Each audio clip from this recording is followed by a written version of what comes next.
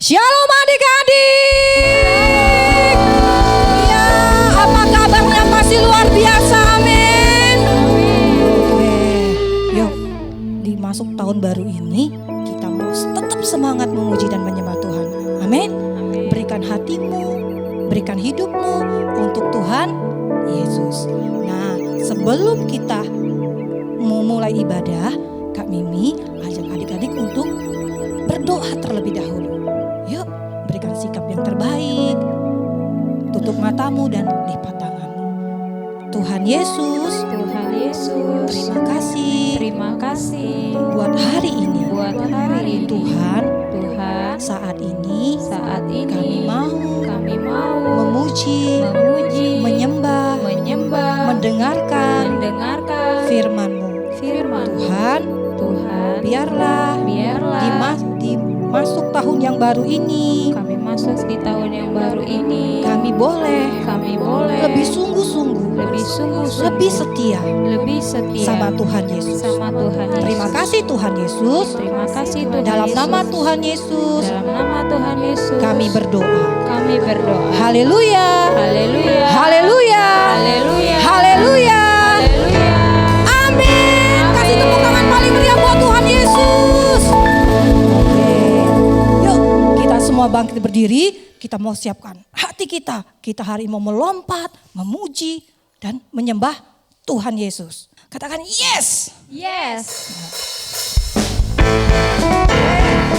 Nah, pada saat iblis menggoda kalian, kalian katakan tidak.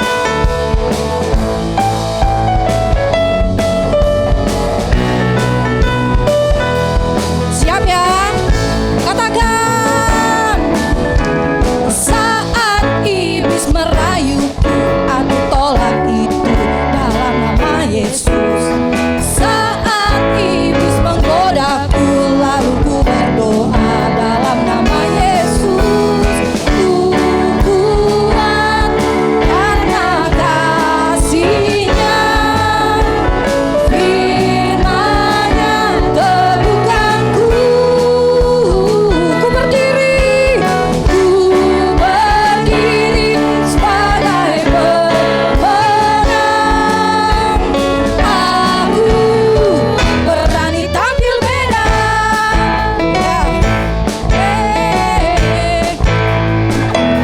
Katakan, saat iblis merayuku, aku tolak itu dalam nama Yesus.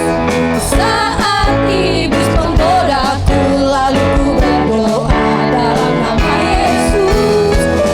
Ku kuat karena kasih-Nya, firman-Nya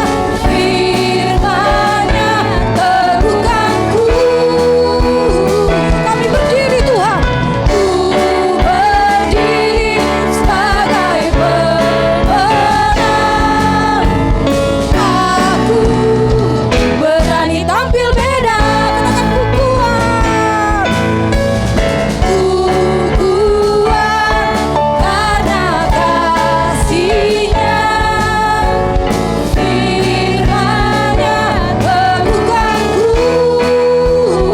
Ku berdiri sebagai pemenang. Aku berani tampil beda. Adik katakan, ku kuat karena firman Tuhan. Ku kuat karena kasih-Nya, firman-Nya teguhkanku. Ku berdiri sebagai pemenang. Aku berani tampil beda. Katakan sekali, aku berani tampil beda. Aku berani tampil beda. Sekali katakan, aku berani tampil beda. Aku berani tampil beda. Kasih tepuk tangan paling meriah buat Tuhan Yesus. Amin. Oh, yang masih kuat melambaikan tangannya. Kita akan berkata dan gini, ada kuasa dalam darah Tuhan Yesus. Amin. Amin. Ada kesembuhan dalam nama Yesus.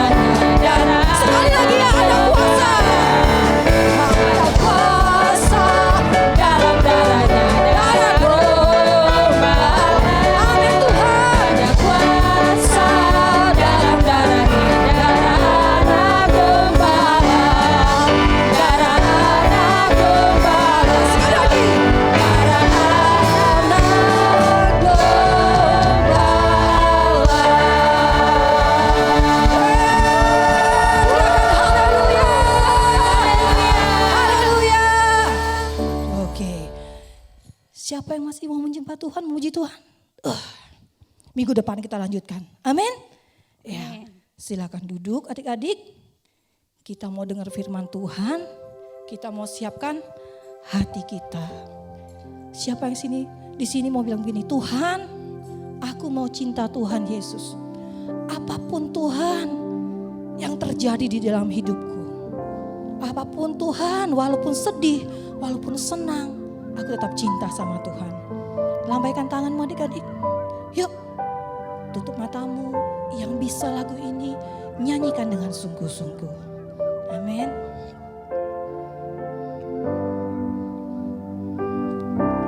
Katakan, ku mau cinta Yesus selamanya. Katakan, ku mau cinta Yesus. Ku mau cinta Yesus selamanya. Meskipun badai Tuhan, meskipun badai silih berganti dalam hidupku, ku tetap cinta Yesus selamanya. Katakan, ku mau cinta Yesus. Amin Tuhan Yesus. Ku mau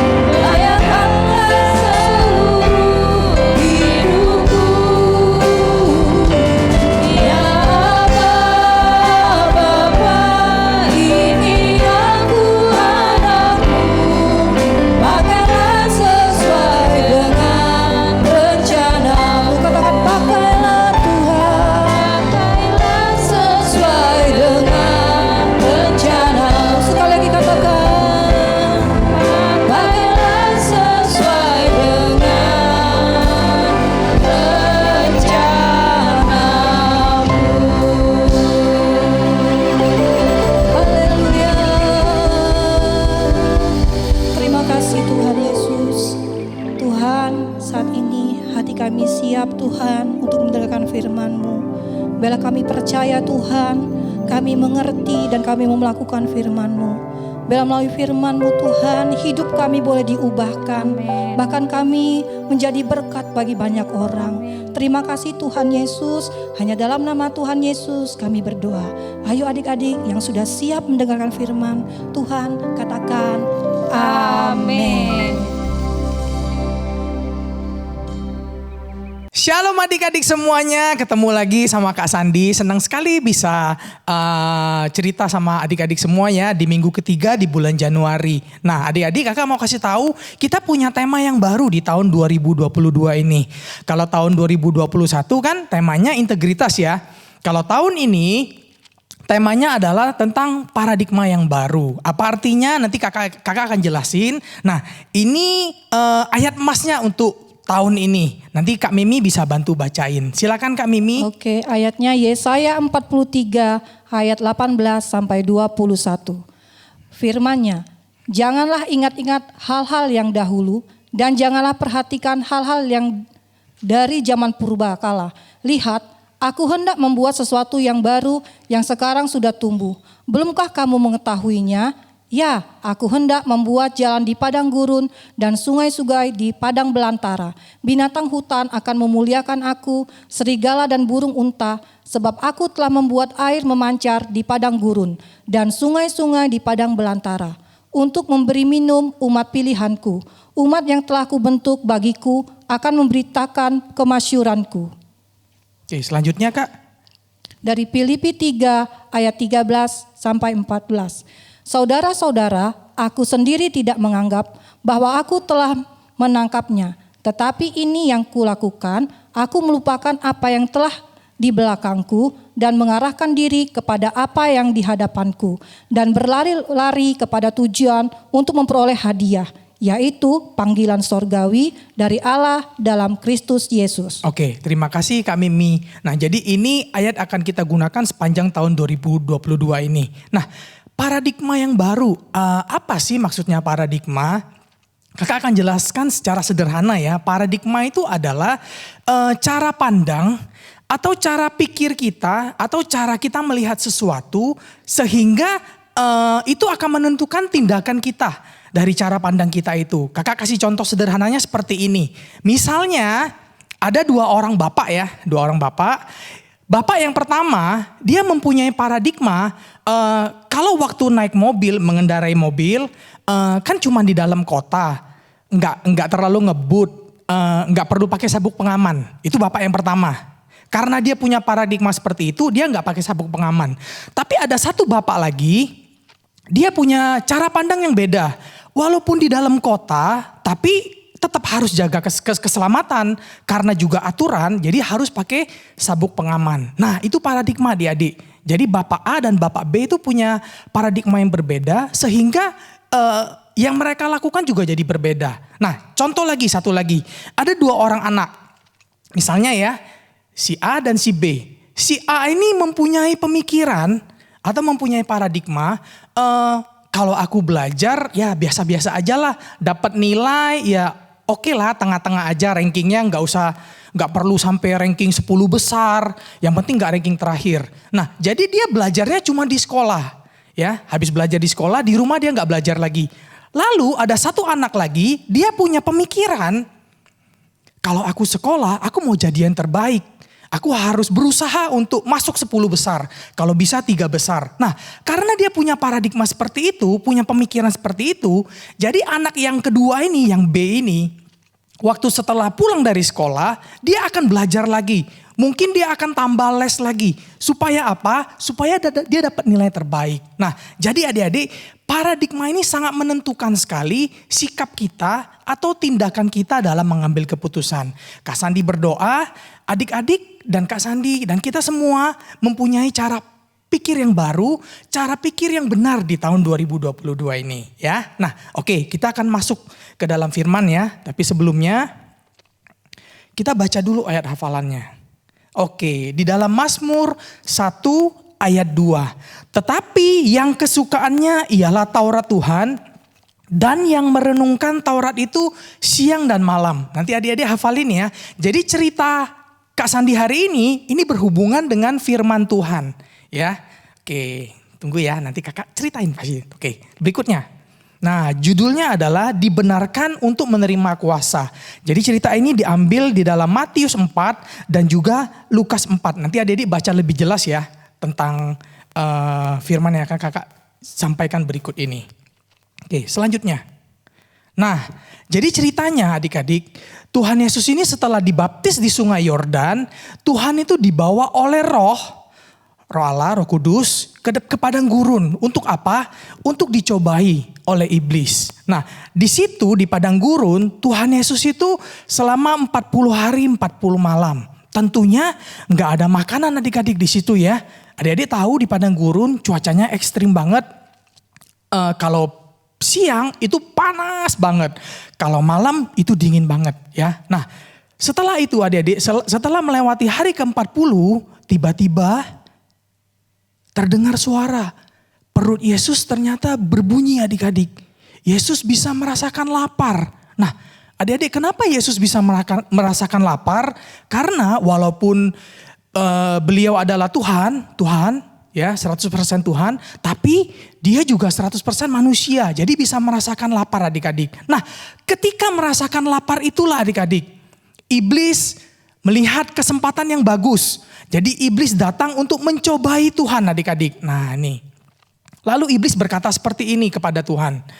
Kalau engkau memang anak Allah, ubahlah batu ini menjadi roti. Nah, Kak Sandi mau tanya sama adik-adik, kira-kira ya, bisa nggak Tuhan Yesus mengubah batu menjadi roti?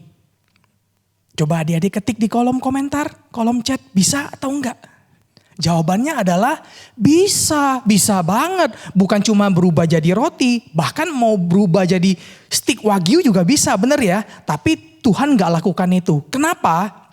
Karena Tuhan kita bukan Tuhan yang sombong. Bukan Tuhan yang suka memamerkan kekuatannya, kekuasaannya. Bukan. Tuhan kita adalah Tuhan yang berfokus kepada Allah Bapa. Ketika Allah Bapa tidak memerintahkan, Tuhan gak melakukan itu. Nah, apa jawaban Tuhan Yesus ketika disuruh oleh iblis seperti ini? Tuhan jawab dengan ayat firman. Tuhan jawab dengan firman Tuhan. Tuhan ngomong kayak gini. Ada tertulis. Nih. Oke. Ada tertulis, manusia hidup bukan dari roti saja, tetapi dari setiap firman yang keluar dari mulut Allah. Wah, menang Tuhan Yesus. 1-0 untuk Tuhan, iblis kalah. Tapi adik-adik, ingat iblis tidak mudah menyerah. Nah, jadi adik-adik harus ingat ketika adik-adik lagi lemah, ketika adik-adik sedang marah, adik-adik harus waspada. Iblis bisa saja menggoda adik-adik, bisa saja mencobai adik-adik. Tapi kakak berdoa kita semua bisa menang. Bagaimana cara menangnya? Tunggu, kakak akan kasih tahu caranya ya. Oke, selanjutnya. Lalu iblis mencobain Tuhan lagi yang kedua kali. Iblis mengajak Tuhan ke atas bait suci, ke atas kota yang tinggi di bubungan bait suci dan di bawahnya ada kota Yerusalem. Iblis ngomong kayak gini sama Tuhan Yesus. Kalau engkau anak Allah, jatuhkanlah dirimu ke bawah.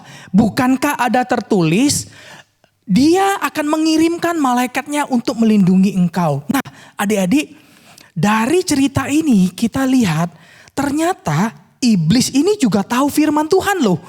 Tapi bedanya adik-adik, iblis menggunakan firman Tuhan untuk tujuan yang gak baik. Dia mau mencobai Tuhan Yesus. Tapi sekali lagi Tuhan kita Tuhan yang luar biasa. Tuhan jawab seperti ini. Oke. Tuhan berjawab dengan firman. Ada tertulis, jangan mencobai Tuhan Allahmu. Untuk kedua kalinya iblis kalah lagi adik-adik dan Tuhan menang. Skor 2-0 ya untuk Tuhan Yesus ya. Coba kasih tepuk tangan dulu dong buat Tuhan Yesus. Wis. Lalu apakah iblis menyerah adik-adik? Belum adik-adik, ternyata iblis gak menyerah. Yang ketiga kali, nah ini cobaan yang paling berat adik-adik. Yang ketiga, iblis mengajak Yesus ke tempat yang tinggi dan dia memperlihatkan semua kerajaan yang ada di dunia ini. Lalu dia ngomong kayak gini, sujudlah menyembah kepadaku dan aku akan memberikan kepadamu semua kekuasaan, semua harta, semua jabatan apapun yang kau inginkan di dunia ini akan kuberikan. Nah, ini adalah godaan terbesar manusia adik-adik. Yaitu apa? Harta, tahta, dan kuasa. Tapi apakah Tuhan Yesus tergiur? Apakah Tuhan Yesus tergoda adik-adik? Tentu saja enggak. Tuhan mengatakan seperti ini adik-adik. Tuhan menjawab seperti ini. Enyala iblis, ada tertulis engkau harus menyembah Tuhan Allahmu dan kepada Dia sajalah engkau harus berbakti. Coba kasih tepuk tangan dulu dong buat Tuhan Yesus. 3-0 Tuhan menang. Tuhan kita enggak tergoda adik-adik. Nah adik-adik pertanyaannya. Oke, setelah itu iblis pergi, lalu malaikat datang untuk melayani Tuhan. Lalu malaikat datang untuk melayani Tuhan. Tuhan kita menang adik-adik. Nah pertanyaannya. Apa yang membuat Tuhan itu bisa menang atas iblis? Nah, ada 2 poin adik-adik, tapi sebelumnya kakak mau cerita sedikit kesaksian ya. Kalau adik-adik tanya, Kak Sandi pernah nggak digoda, dicobai oleh iblis? Pernah adik-adik. Ini kejadiannya yang berkesan dan udah cukup lama, mungkin sekitar 8 tahun yang lalu. Jadi ceritanya gini adik-adik, Kak Sandi pernah ketemu sebuah handphone di tempat fotokopian. Nah handphone itu tergeletak di depan Kak Sandi, ada di depan Kak Sandi kayak gini. Ini jelas banget loh. Ada suara yang ngomong sama Kak Sandi, suaranya bukan audible kayak kalian dengar suara Kak Sandi gini, bukan. Suaranya tuh dari dalam hati Kak Sandi. Ada 2 suara. Yang pertama ngomong kayak gini nih. Ada handphone, ambil aja. Lumayan handphone itu kalau dijual itu seharga Kak Sandi bisa dapat sebulan gaji Kak Sandi. Kak Sandi dulu ngajar di bimbel. Kalau dijual itu bisa seharga 1 bulan gaji Kak Sandi. Besar adik-adik. Tapi ada 1 suara lagi yang berkata seperti ini. Jangan diambil karena firman Tuhan berkata. Dilarang mencuri, gak boleh mencuri. Jangan mengingini barang orang lain. Itu benar-benar Kak Sandi di dalam hati Kak Sandi ya. Ada 2 suara yang ngomong kayak gitu. Lalu Kak Sandi putuskan untuk ambil. Ambil bukan untuk Kak Sandi maling, bukan. Kak Sandi ambil. Lalu Kak Sandi tunggu sampai orang itu telepon. Nah 15 menit kemudian setelah dari tempat fotokopi, Kak Sandi ke tempat bimbel, 15 menit kemudian orang itu telepon. Dia telepon, Pak ini handphone saya ya? Iya benar, di mana posisinya? Kak Sandi jelasin tempatnya, lalu kita ketemuan. Setelah ketemuan, Kak Sandi langsung kembaliin, dia mau kasih Kak Sandi sejumlah uang tapi Kak Sandi gak ambil. Saya tulus Kak untuk bantu, lalu Kak Sandi kembaliin. Setelah Kak Sandi kembaliin, itu rasanya bener-bener plong, bener-bener seneng, bener-bener kayak wow.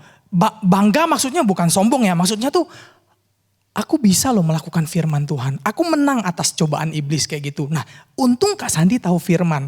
Kalau seandainya Kak Sandi gak tahu firman, Kak Sandi ambil aja, Kak Sandi jual aja handphonenya, Kak Sandi dapat duit. Ya, tapi Kak Sandi berdoa, adik-adik dan Kak Sandi, kita semua mau melakukan firman Tuhan. Amin. Nah, oke, kita lanjut nih. Poin yang pertama, mengapa Tuhan Yesus bisa menang atas iblis? Yang pertama, Yesus itu penuh firman. Nah, adik-adik perhatiin nggak? Waktu tadi cara Yesus menjawab kepada iblis, Tuhan Yesus tuh selalu awali dengan kata ada tertulis, ada tertulis, ada tertulis. Artinya semua kata-kata yang diucapkan oleh Tuhan Yesus itu berasal dari firman Tuhan. Itulah mengapa kata-kata Tuhan Yesus itu penuh dengan kuasa. Nah, firman itu didapat dari mana adik-adik? Didapat dari ini nih. Nih, Alkitab. Didapat dari Alkitab adik-adik. Itulah mengapa adik-adik dan Kak Sandi kita harus baca Alkitab. Mengapa kita harus baca Alkitab? Nah, orang yang cinta sama Tuhan itu pasti suka baca Alkitab. Coba Kak Sandi mau tanya sama adik-adik. Siapa yang di sini sayang sama Tuhan? Angkat tangannya. Oke, sekali lagi Kak Sandi tanya. Siapa yang di sini cinta sama Tuhan? Angkat tangannya. Oke, turunkan tangannya, luar biasa. Kak Sandi percaya adik-adik yang di rumah pasti semuanya angkat tangan. Nah, kakak kasih ilustrasi sedikit ya supaya adik-adik mudah menangkapnya. Nah, waktu Kak Sandi awal-awal pacaran, waktu pacaran ya, kan SMS-an ya, zaman dulu belum teknologi, belum kayak sekarang ya, SMS-an. Nah, setiap Kak Sandi dapat SMS dari pacar Kak Sandi ya, Ci Eci sekarang ya, Kak Eci dapat SMS, Kak Sandi akan baca ulang terus SMS-nya. Baca ulang-ulang, kalau udah senang udah baca, malam baca lagi sekali lagi. Kenapa Kak Sandi baca ulang-ulang SMS ini? Karena yang ngirim SMS ini orang yang Kak Sandi sayang. Nangkep ya? Kalau seandainya Kak Remon yang kirim SMS atau kirim WA ke Kak Sandi bacanya sekali aja. Bener gak? Apalagi Kak Yanti, emak yang kirim WA. Oh, Kak Sandi gak baca itu langsung. Oh enggak, bercanda. Kak Sandi baca ya. Soalnya emak Yanti, Kak Yanti ini sering suruh-suruh Kak Sandi. Jadi begitu ada WA pura-pura gak tahu lah ini ya. Ya enggak, bercanda. Beneran, kalau seandainya Kak Remon kirim WA, Kak Yanti kirim WA, Kak Sandi baca ulang-ulang terus. Nah aneh Kak Sandi ini, ada kelainan ini. Tapi karena Kak Sandi cintanya, sayangnya sama Kak Eci. Jadi waktu di SMS, di WA, kakak baca terus, senyum-senyum sendiri. Coba deh, adik-adik tanya papa mama. Tanya papa mama nih kalau gak percaya ya. Dulu kan zaman surat ya, belum ada WA, belum ada internet kan. Coba tanya papa mama. Tanya mama nih. Waktu papa kirim surat cinta, mama baca terus gak? Jangan-jangan masih disimpan sampai sekarang suratnya. Kenapa? Karena itu dari orang yang kita sayang adik-adik. Nah, adik-adik yang tadi angkat tangan yang mengatakan sayang Tuhan, adik-adik udah baca belum? Surat dari pribadi yang adik-adik sayangi. Surat cintanya ini nih, Alkitab nih. Tuhan kirim Alkitab. Surat cinta melalui Alkitab untuk adik-adik baca. Ya, Kak Sandi berdoa, Kak Sandi dorong adik-adik, ingetin adik-adik lagi, yuk kita baca Alkitab. Kenapa? Dengan kita baca Alkitab, kita penuh firman, kita akan punya kuasa. Mulut adik-adik akan penuh kuasa untuk mengalahkan tipu muslihat iblis. Kasih tepuk tangan dulu buat Tuhan Yesus ya. Oke, sekarang poin yang kedua. Poin yang terakhir. Cepat ya Kak Sandi ya. Oke, poin yang kedua. Kak Joelin bisa bantu? Oke. Poin yang kedua adalah Yesus memperkatakan firman. Firman. Waktu iblis mencobai Tuhan Yesus nggak diam adik-adik. Tuhan balas dengan memperkatakan firman. Nah, sama kayak adik-adik ketika adik-adik belajar nih di sekolah ya. Adik-adik belajar, ujian kan. Waktu ujian adik-adik pasti isi kan. Secara tertulis ya ujiannya biasanya adik-adik isikan. Nah sama kalau di dalam kehidupan kita sehari-hari ujiannya itu biasanya sifatnya praktek. Bukan tertulis, sifatnya praktek dan biasanya mendadak adik-adik. Kak Sandi akan kasih contoh supaya adik-adik mudah nangkep. Misalnya adik-adik mungkin sama papa mama check up ke dokter. Tiba-tiba waktu check up hasilnya itu dokter bilang, wow Pak, ini kayaknya ada penyakit yang serius nih yang Bapak idap. Nah, itu kan mendadak. Kabar yang tiba-tiba, yang tidak kita duga. Benar ya? Nah, apa respon adik-adik kalau dengar masalah seperti ini? Apakah adik-adik akan sedih aja? Terkejut aja? Atau adik-adik kalau adik-adik penuh firman, adik-adik bisa memperkatakan firman. Contoh, adik-adik bisa berdoa, Tuhan aku percaya penyakit ini tidak akan membahayakan papaku. Aku percaya oleh bilur-bilur Yesus, papa akan disembuhkan. Nah, kasih tepuk tangan dulu buat Tuhan Yesus. Itu kalau adik-adik tahu firman, adik-adik penuh firman. Atau contoh yang kedua, satu lagi contoh, biar adik-adik lebih mudah lagi mengerti. Siapa yang di sini kemarin baru liburan ya akhir tahun naik pesawat ya. Nah, waktu kalian naik pesawat di atas ya enak cuaca ya. Tiba-tiba adik-adik coba bayangkan ya. Tiba-tiba cuaca yang tadi bagus, tiba-tiba cuacanya jadi buruk. Hujan deras disertai petir. Pesawatnya goyang, mengalami turbulensi ya namanya, goyang-goyang kayak gitu. Apa yang bisa adik-adik lakukan di atas itu? Teriak-teriak, nangis atau gimana? Ini Kak Sandi pernah alami sama Kak Oktav. Waktu berapa tahun yang lalu pulang dari Bangka, memang udah hujan, agak gerimis. Waktu 15 menit udah mau nyampe Palembang, itu pesawatnya goyang banget adik-adik. Dan itu wow, bener-bener Kak Sandi merasa nggak tahu lagi nih. Yang terpikir cuman anak dan istri, tapi untungnya Kak Sandi percaya, Kak Oktav juga punya firman, kami berdoa masing-masing ya, berdoa masing-masing. Kak Sandi berdoa. Kalau adik-adik tahu firman, adik-adik pasti berdoa seperti ini. Tempat perlindunganku dan kubu pertahananku, Allahku yang kupercayai. Sungguh hatinya melekat kepadaku, maka engkau akan meluputkannya, engkau akan membentenginya. Itu ada di mana adik-adik? Mazmur 91. Walaupun aku berjalan di dalam lembah kekelaman, aku tidak takut bahaya, sebab Allah beserta denganku. Nah, kalau kita tahu firman, kita bisa memperkatakan firman adik-adik. Waktu kita dapat ujian mendadak seperti itu. Nah, Kak Sandi berdoa, adik-adik semuanya, orang-orang yang cinta firman, orang-orang yang mulai hari ini, yang mungkin tahun kemarin melupakan Alkitab, gak pernah baca firman lagi. Yuk kakak ingetin, mulai hari ini mumpung masih awal tahun nih, masih di bulan pertama, yuk kita baca Alkitab lagi. Kalau adik-adik baca Alkitab 1 hari 5 pasal, itu 1 tahun bisa 2 kali adik-adik tamat Alkitabnya. Ya, yuk Kak Sandi ajak semuanya yang menyaksikan ibadah online sekolah minggu ini, baik kakak-kakak, adik-adik, papa mama, kita sama-sama baca Alkitab lagi. Nah, Kak Sandi akan tutup cerita Kak Sandi ini dengan 1 buah video. Nanti setelah itu kita akan doa sama-sama. Ya, selamat menyaksikan video berikut ini. When Jesus was 30 years old, he went down to the Jordan River near the desert. He was baptized by his cousin, John the Baptist. And God spoke from heaven. This is my son, whom I love. With him I am well pleased.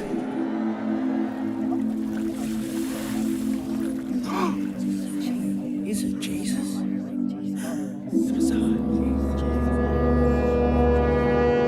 After being baptized, Jesus went into the desert, where Satan was waiting to tempt him.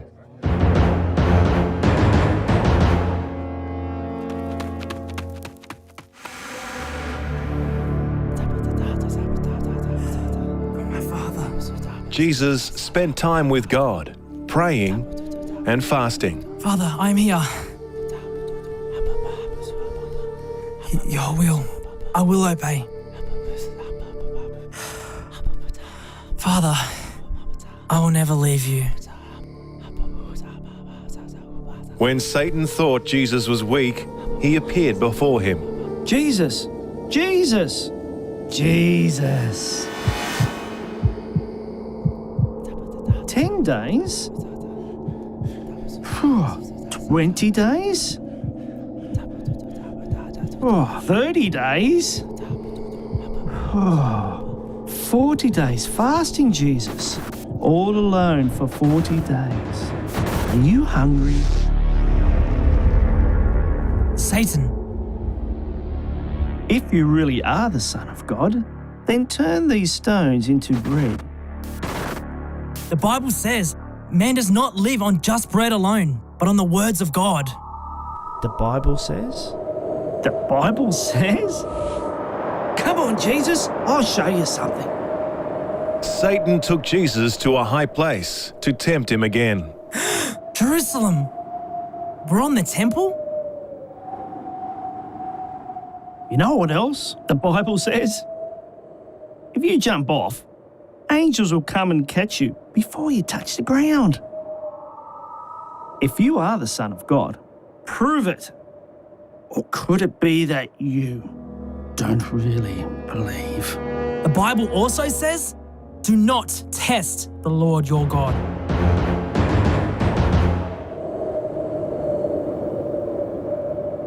Satan then took Jesus to tempt him a 3rd time.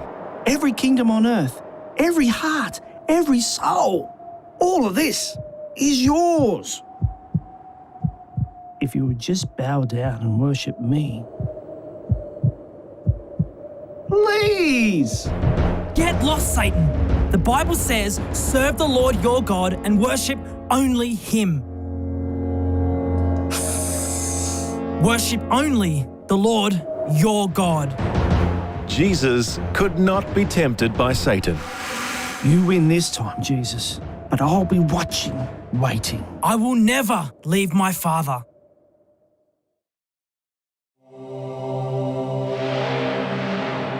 Satan went away, and the angels of heaven came to Jesus. For you, my Lord. Thank you, Father. The angels worshipped Jesus as he ate and drank. He could not be tempted away from God.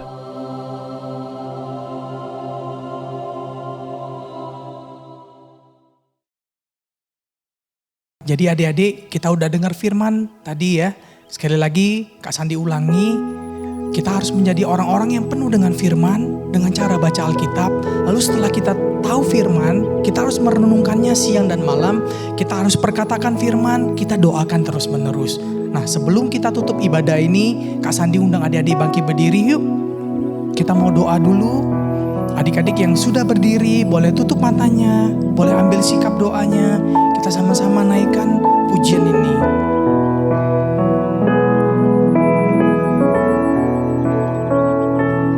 Ku yakin saat kau berfirman, ku menang saat kau bertindak. Hidupku hanya ditentukan oleh perkataanmu. Ku aman karena kau menjaga. Ku kuat karena kau menopang. Hidupku hanya ditentukan oleh kuasa-Mu. Bagi Tuhan, tak ada yang mustahil. Bagi Tuhan, tak ada yang tak mungkin. Mukjizatnya disediakan bagiku. Ku diangkat dan dipulihkannya. Bagi Tuhan, tak ada yang mustahil. Bagi Tuhan, tak ada yang tak mungkin. Mukjizatnya disediakan bagiku. Ku diangkat dan dipulihkan. Sekali lagi, bagi Tuhan, tak ada yang mustahil. Bagi Tuhan, tak ada yang tak mungkin. Mukjizatnya disediakan bagiku. Ku diangkat dan dipulihkannya. Biar musik main dengan lembut. Yuk adik-adik angkat tangannya yuk. Angkat tangannya adik-adik. Taruh tangan kirinya di dada. Hari ini Kak Sandi mau tanya sama adik-adik. Siapa di sini yang mau berjanji mulai hari ini adik-adik mau mulai baca Alkitab lagi? Siapa yang mau berjanji adik-adik mau mulai doa lagi hari ini? Adik-adik yuk janji sama Tuhan.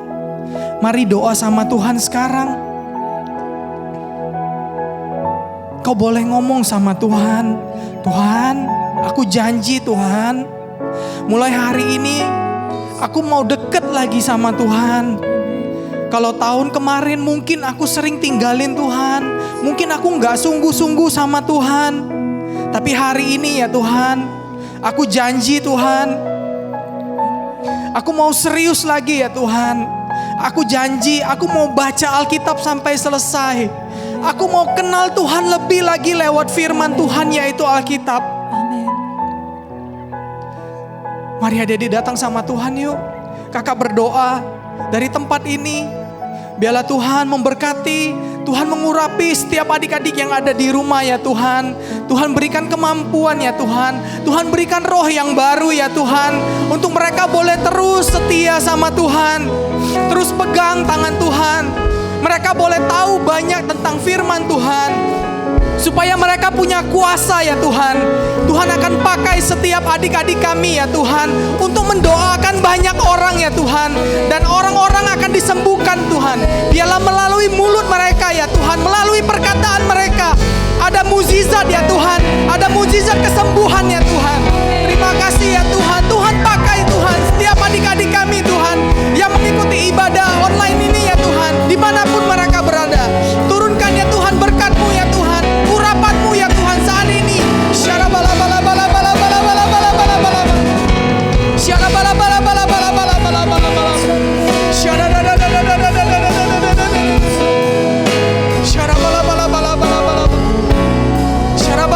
Tuhan jagain, lindungin ya Tuhan setiap adik-adik kami ya Tuhan.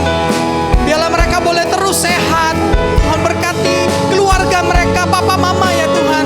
Berikan juga kesehatan, berkat yang melimpah ya Tuhan. Untuk bisa mencukupi kebutuhan, untuk membiayai setiap kebutuhan adik-adik kami ya Tuhan. Terima kasih ya Tuhan, terima kasih ya Bapa. Ini doa kami ya Tuhan. Lindungi, jagain kami semua, bungkus kami semua dengan kuasa darah-Mu ya Tuhan. Berkati juga setiap kakak-kakak ya Tuhan, mbak suster ya Tuhan, yang sudah menjaga kami, melihara kami ya Tuhan. Terima kasih Bapak, terima kasih. Ini doa kami ya Tuhan.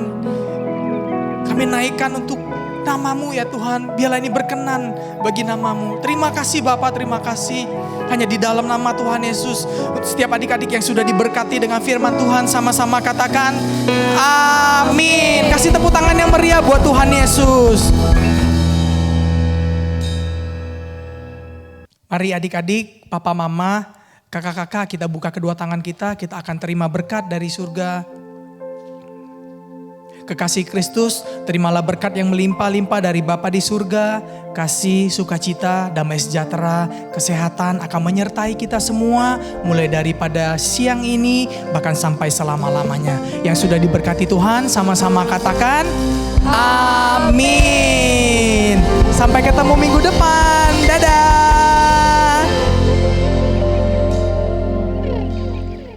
Halo adik-adik, sekarang kita memasuki era Pentakosta ketiga. Pentakosta ketiga artinya pencurahan Roh Kudus yang terdahsyat di zaman now.